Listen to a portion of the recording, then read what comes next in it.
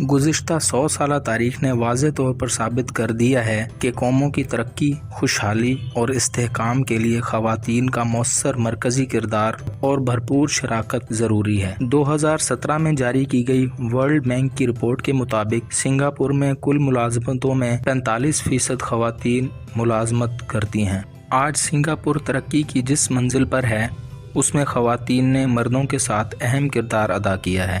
2019 میں خواتین کی حیثیت کے بارے میں عالمی جائزے کی رپورٹ میں بتایا گیا ہے کہ خواتین کی ملازمتوں کے حوالے سے آئس لینڈ ترقی یافتہ ملک ہے، جہاں 80% خواتین ملازمت کرتی ہیں۔ دوسرے نمبر پر سویڈن ہے، جہاں 76.1% اور تیسرے نمبر پر نیوزی لینڈ ہے، جہاں پر 73.6% خواتین ملازمت کرتی ہیں۔ Slovenia, Norway, Luxembourg, Denmark, Poland, Finland اور بیلجیم بترتیب خواتین کی ملازمت کے لحاظ سے آگے ہیں۔ یہ وہ ممالک ہیں جہاں سیاسی اور معاشی استحکام ہے، خوشحالی اور ترقی ہے۔ مجموعی طور پر عوام خوش اور مطمئن ہیں۔ دنیا کی ترقی یافتہ ممالک میں خواتین کی جدوجہد جاری ہے۔ پاکستان کی ترقی و خوشحالی میں ایک اہم رکاوٹ خواتین کی تعلیم و تربیت، تحفظ اور ان کی معاشی ترقی کے لیے ناکافی اقدامات ہیں۔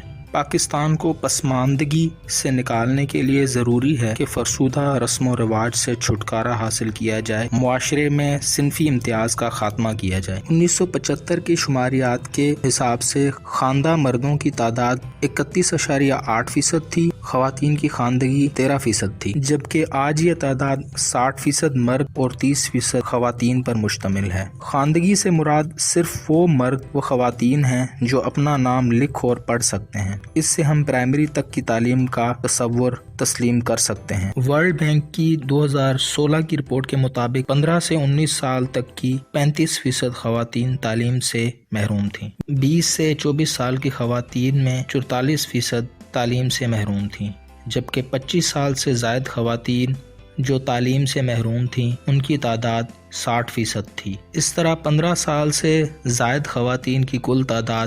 5,46,03,000 تھی، جو مکمل ناخواندہ تھی۔ تعلیم سے محرومی کی وجہ سے خواتین کو بے شمار مشکلات کا سامنا کرنا پڑتا ہے۔ ورلڈ اکنامک فورم نے خواتین کے بااختیار ہونے کے حوالے سے دنیا کے خراب ترین ممالک کے آخری درجے سے صرف ایک درجہ اوپر کا ملک قرار دیا ہے، یعنی پاکستان 144 ممالک کی فہرست میں 143ویں نمبر پر تھا، جبکہ بنگلہ دیش 47ویں درجے پر تھا، بھارت 108ویں درجے تھا۔ یہ صورتحال انتہائی خطرناک ہے، ملک کی ترقی اور خوشحالی میں بہت بڑی رکاوٹ ہے۔ عام لوگوں پر، خصوصاً ملک کی غریب آبادی پر اس کے منفی اثرات مرتب ہو رہے ہیں۔ شہروں میں کام کرنے والی خواتین کی تعداد 18% ہے، جبکہ مردوں کی تعداد 91% ہے، جبکہ بہت بڑی تعداد بے روزگار ہے۔ خواتین کے لیے ملازمتوں کے مواقع کم ہیں، کم اجرتوں اور کم درجے کی ملازمتیں خواتین کے لیے ہیں۔ بنگلہ دیش کے مسلم علماء اور حکومت نے مل کر خواتین کی ترقی، خود مختاری اور آزادی کے ساتھ بہبود آبادی کی مہم چلائی، جس کے حیران کن نتائج سامنے آئے۔ یہ مہم گھر گھر چلائی گئی تھی، جس نے بنگلہ دیش کی خوشحالی میں مرکزی کردار ادا کیا۔ پاکستان کی سیاسی جماعتیں کونسلرز کی سطح پر خواتین کو آگے لائیں، بلدیات میں خواتین کو زیادہ سے زیادہ نمائندگی دیں، گھر گھر مہم چلا کر بچیوں کو تعلیم کے لیے آمادہ کریں۔ تعلیم کو عام کرنے کے لیے بڑے پیمانے پر اسکولوں کا قیام، خواتین اور مرد اساتذہ کی تعداد میں بڑے پیمانے پر اضافے، ان کی بہتر تربیت اور ان کی تعلیمی قابلیت پر بھی توجہ انتہائی ضروری ہے۔ سعودی عرب نے قدم بقدم خواتین کو آگے لانے کا سلسلہ شروع کر دیا ہے۔ رفتہ رفتہ یہ سلسلہ آگے بڑھے گا تو اس بات کا امکان ہے کہ مستقبل میں سعودی خواتین پولیس، کسٹمز، بینکوں، اسکولوں، کالجوں، یونیورسٹیوں، دفتروں،